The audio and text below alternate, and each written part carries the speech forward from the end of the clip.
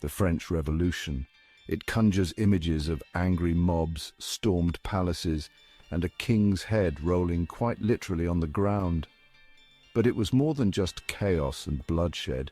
It was a seismic shift in the very fabric of society, a period of intense change that ripped apart the old world and attempted to build a new one in its place. France in the late 18th century was a kingdom on the brink. The year was 1789. The once mighty French monarchy, under the increasingly out-of-touch King Louis XVI, was teetering on the edge of collapse. The country was deeply in debt, the result of extravagant spending and costly wars. The common people, burdened by poverty and famine, were growing increasingly restless. Into this volatile mix stepped a potent force: ideas. The Enlightenment, with its emphasis on reason, individual liberty, and popular sovereignty, had swept through Europe, planting seeds of discontent. Thinkers like Voltaire, Montesquieu, and Rousseau provided the intellectual ammunition for revolution. To understand the French Revolution, one must first understand the rigid social structure that defined pre-revolutionary France. Imagine a pyramid. At the very top sat the king, the absolute ruler of the land. But beneath him, French society was divided into three distinct orders, known as the Estates General. The first estate comprised the clergy, those who dedicated their lives to the church. They enjoyed vast wealth, owning about 10% of the land, and paid no taxes. The second estate, equally privileged, consisted of the nobility. They held high positions in the government and the military, lived lives of luxury and leisure, and crucially, were also exempt from most taxes. And then at the very bottom of this rather top-heavy pyramid, we find the third estate. This massive group encompassed everyone else, from wealthy merchants and lawyers to urban workers, peasants and farmers.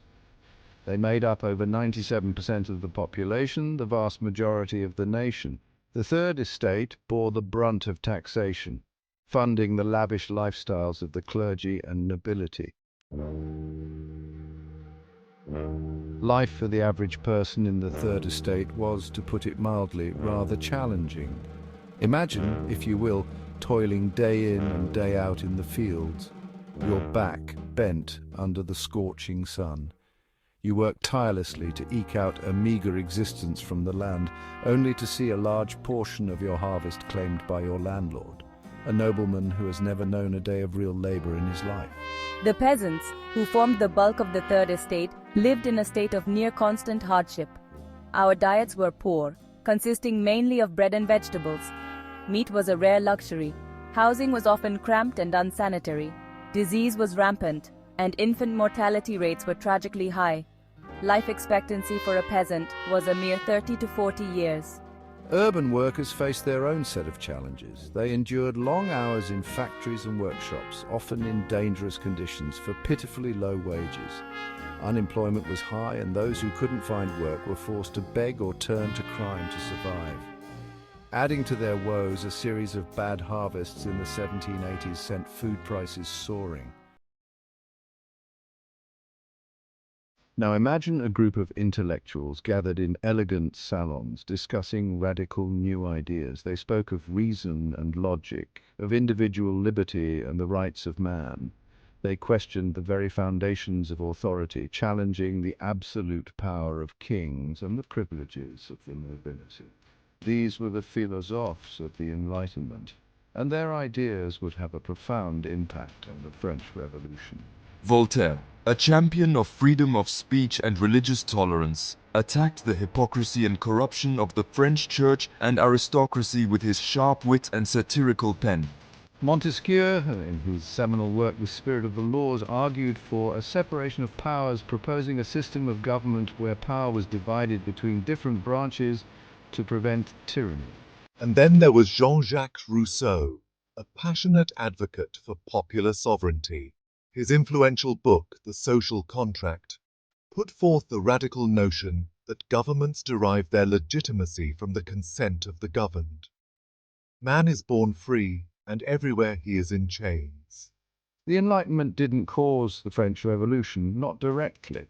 But its ideas provided the intellectual framework, the philosophical underpinnings that fueled the revolutionary spirit.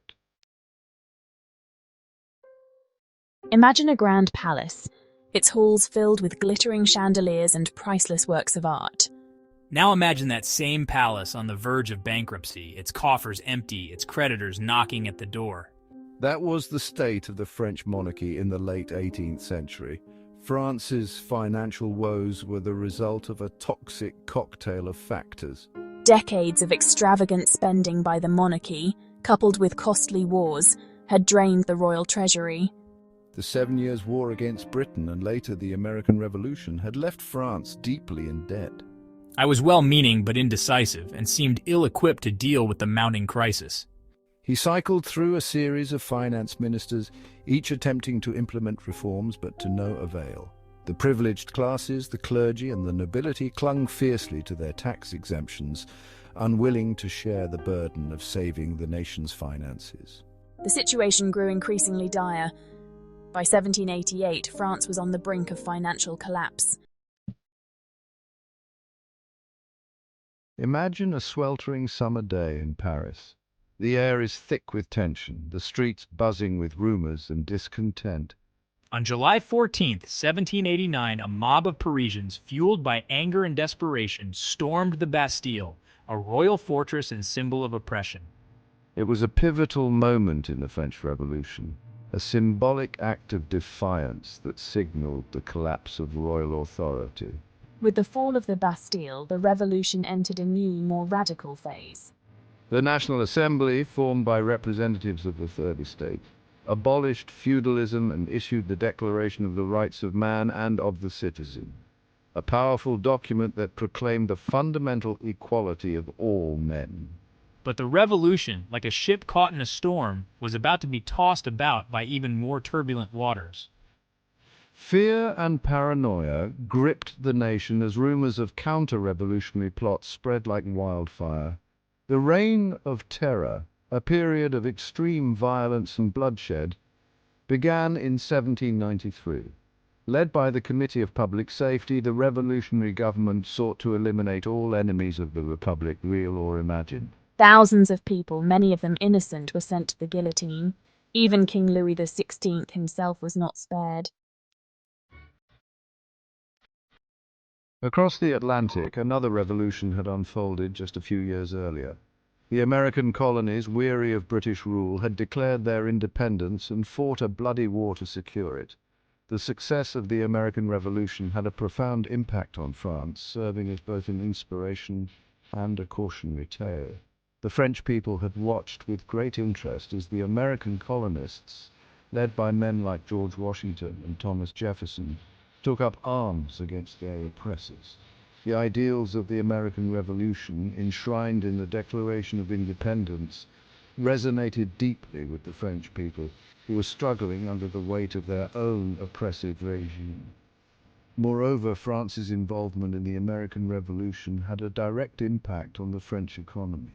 The French monarchy had poured vast sums of money into supporting the American cause, further exacerbating France's own financial crisis. This in turn fueled popular discontent with the monarchy and contributed to the growing unrest that would eventually erupt in revolution. The French Revolution, for all its tumult and bloodshed, left an indelible mark on both France and the world. It swept away the old feudal order with its rigid social hierarchy and absolute monarchy and replaced it with a new society based, at least in principle, on the ideals of liberty, equality and fraternity. France, in the aftermath of the Revolution, was a profoundly different place. The power of the monarchy was broken, replaced by a republic, albeit one that would go through numerous iterations in the years to come. The Declaration of the Rights of Man and of the Citizen became a cornerstone of French law, enshrining the principles of individual liberty, equality before the law, and freedom of speech and religion. But the impact of the French Revolution extended far beyond the borders of France. It sent shockwaves across Europe, inspiring both hope and fear in equal measure. The ideals of the revolution, carried by Napoleon's armies across the continent, helped to spread the seeds of liberalism and nationalism, challenging the established order and paving the way for future revolutions. The French Revolution also had a profound impact on political thought and practice. It gave birth to new ideologies such as liberalism, socialism, and communism, which would shape the course of history in the centuries to come.